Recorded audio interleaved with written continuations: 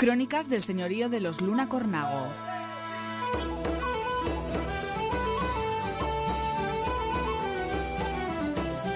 Último fin de semana de mes, lo que significa que abrimos una nueva página de esa crónica, una crónica que nos acerca como siempre Angelines Mercader. Angelines, ¿qué tal? Buenas tardes. Hola, buenas tardes, Diego. ¿Qué tal estáis? Dispuestos a repasar esa historia que nos llega desde el Alhama de Linares. El mes pasado nos centramos en esos cultivos que se habían perdido o que casi se habían perdido, como los perillos, como el lino, como la manzana camuesa, y hoy nos vamos a centrar en uno de ellos, ¿no? Sí, hoy nos vamos a centrar en el cultivo del lino y del cáñamo, que es el que da nombre a nuestro río Linares. Claro, que es una de las cosas que destacábamos el mes pasado, que muchas veces uno no se pregunta, ¿no? ¿Por qué se llaman las cosas así? Pues bueno, Linares, que viene de lino. Exactamente. Estas producciones pues fueron importantísimas en la cuenca del río Linares durante muchísimo tiempo, desde la Edad Media hasta prácticamente el siglo XIX, en la que desaparecen. Si esa historia de la Edad Media al siglo XIX ha estado ahí presente con una actividad económica pujante hasta su desaparición, imagino que quedan restos, ¿no? Que quedan símbolos, nombres, lugares que nos recuerdan. Sí, pues quedan muchos restos.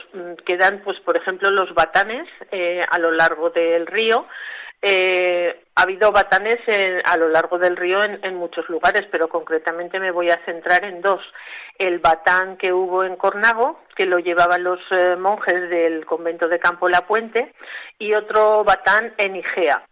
Entonces, pues bueno, de estos molinos no queda prácticamente nada.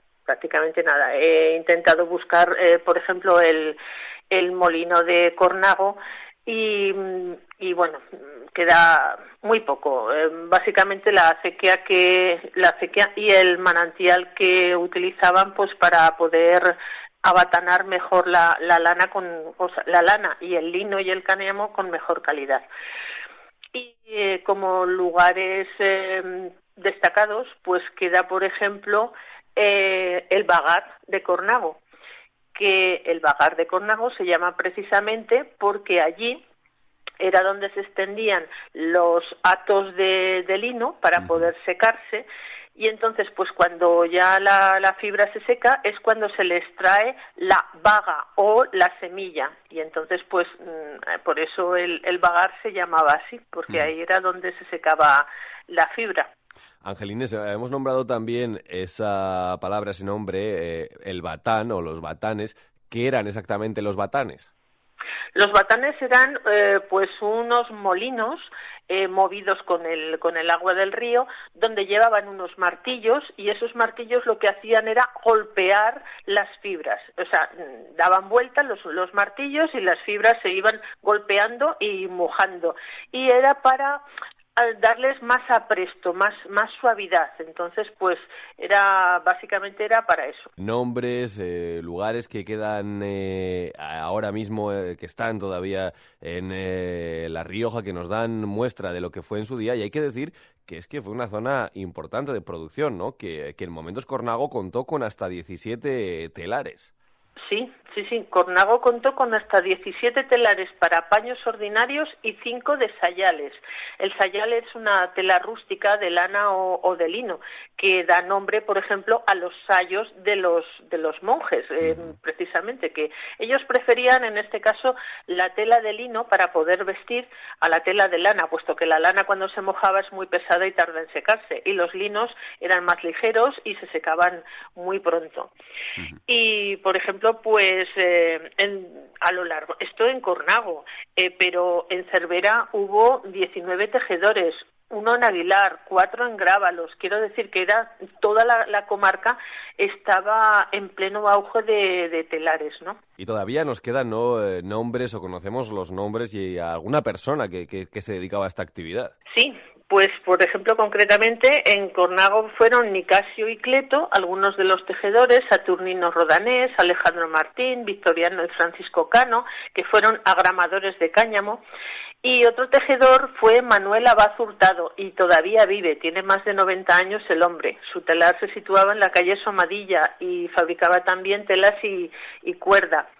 Fabiana le ayudaba, y todos los que tenemos una edad recordamos a Juani, que estaba con su rueca en la calle Ventura, frente al antiguo estanco de tabaco, en la calle donde está el bar de las Reyes. Entonces, pues es una estampa preciosa la que yo recuerdo de niña, viendo a la mujer utilizando la rueca. Esos recuerdos y esas imágenes que todavía siguen ahí, vivas en la memoria de muchos vecinos de Cornago y de la comarca. Angelines, hablando fuera de micrófono, también hablábamos de ese nombre, de ese lugar, el Vagar, en la zona de Cornago donde se sitúa el mercadillo, y que seguramente hay muchas nuevas generaciones que no tienen ni remota idea, ¿no?, de por qué se llama así. Pues sí, de hecho yo misma no tenía ni remota idea.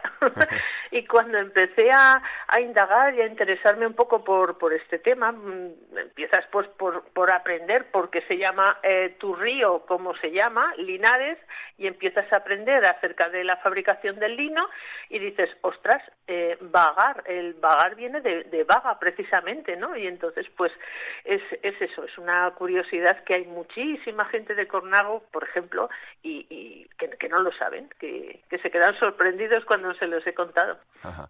El vagar, que forma parte de ese proceso de la fabricación del lino, y que, si te parece, Angelines, podemos repasar, ¿no?, cómo de una planta a una sábana, por ejemplo, cuál es todo ese proceso, ese camino que tiene que recorrer. Sí, pues mira, empezamos por preparar el campo, y en el campo pues tiene que estar muy bien abonado y muy bien labrado. Eso es muy importante para que la tierra esté muy suelta, muy suave.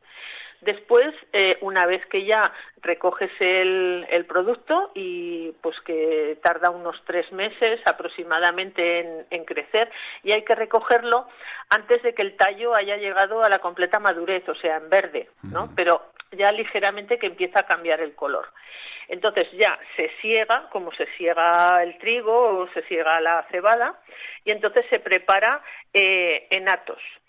Esos atos se extienden después en un lugar, en este caso en Cornago, en la zona del Vagar, se secaba, después se desgranaba, pues para poder quitar la vaga se extendían unas mantas para poder recoger todas las semillas, y entonces o se golpeaban contra el suelo o bien se utilizaban una especie de peines muy vastos para ir pasando las fibras, y que en esos peines la vaga, la semilla, no cogía, y entonces pues lo iban desgranando. El enriado, que es el proceso de aflojar las fibras. Entonces, pues es como coger entre tus manos las fibras y darles vuelta, como restregándotelas en las manos, para que empiece a soltarse la fibra. Después está el descortezado y peinado, en la cual se elimina la paja. Lo tienes que ir peinando con unos peines vastos, y luego lo metes en una especie de máquina como la de cortar el bacalao, ¿sabes? Y entonces lo vas pasando y le vas dando golpes, y mientras van pasando las fibras, y así se descorteza. Después ya se pasaría a la hilatura, que es el proceso pues para hacer el cordón, y una vez que ya tienes tus cordones y lo tienes en los ovillos, pues pasas a tejer, a blanquear y a teñir. Para blanquear pues se utilizaban pues diversos productos, ¿no?, para poder tener los tejidos más blancos, más amarillentos, dependiendo que se les echara. Claro. Y los teñidos, pues bueno, con tintes naturales, que tienes miles de tintes naturales que se utilizaban, desde cáscara de cebolla a arenas, a plantas concretas que te van dando diferentes colores. Después se terminaba lavando todo la tela, o bien para dejarla descrudada y blanqueada, o bien pues para suavizarla. Y finalmente, pues si querías algún acabado especial, como un repelente al agua y al aceite, pues por ejemplo se utilizaban otros tratamientos con ceras o con cosas pues para poder impermeabilizar.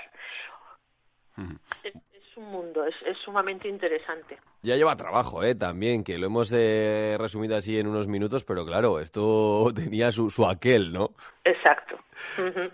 Y no solo se obtenía el lino para la fabricación de prendas de vestir y para pues esas sábanas y otros elementos de la casa, sino que también se aprovechaba el aceite. Exacto, porque con las semillas de la baga se obtiene las semillas de linaza. Y la linaza se utilizaban esas semillas, moliéndolas y luego pues dándole diferentes tratamientos para extraer o bien la harina de linaza o bien el aceite de linaza. Entonces, estos productos se utilizaban para medicina o se utilizaban también, que todos lo conoceremos, para carpintería, el aceite de linaza. Entonces, pues para carpintería el aceite cumple la misma función que el barniz, entonces pues se le da una capa con una muñequilla, o sea, con un paño, se le da la capa y entonces lo que hace es impermeabilizar, proteger y darle más brillo a la madera. Y como medicina, pues lo que se utiliza al hacer el aceite de linaza y tomártelo, porque es como el aceite de oliva, que tiene múltiples propiedades, bueno, pues el de linaza tiene las famosas omega 3, que ahora tanto nos dan en pastillas, ¿no? Bueno, pues antaño pues se tomaba y entonces, pues, por ejemplo, es muy bueno pues para la piel, para prevenir algunas enfermedades de la piel e hidratar, el control de la presión sanguínea, por ejemplo, problemas cardíacos, es un antiinflamatorio, precisamente pues para la artritis también se utilizaba para aliviar el dolor menstrual o para la vista, porque las semillas de lino pues pueden ayudar a prevenir algunas enfermedades de la retina, la sequedad ocular. Entonces, pues es riquísimo la utilización del aceite de linaza en medicina. Pues muchos usos los de el lino, mucho trabajo también en esa comarca de la Alhama Linares y muchos restos, ¿no?, que nos quedan de ese pasado ligado a este cultivo. Angelines Mercader, como siempre, gracias por habernos acercado la historia, gracias por habernos hecho viajar al pasado a través del lino. Muchas gracias a vosotros. Un saludo.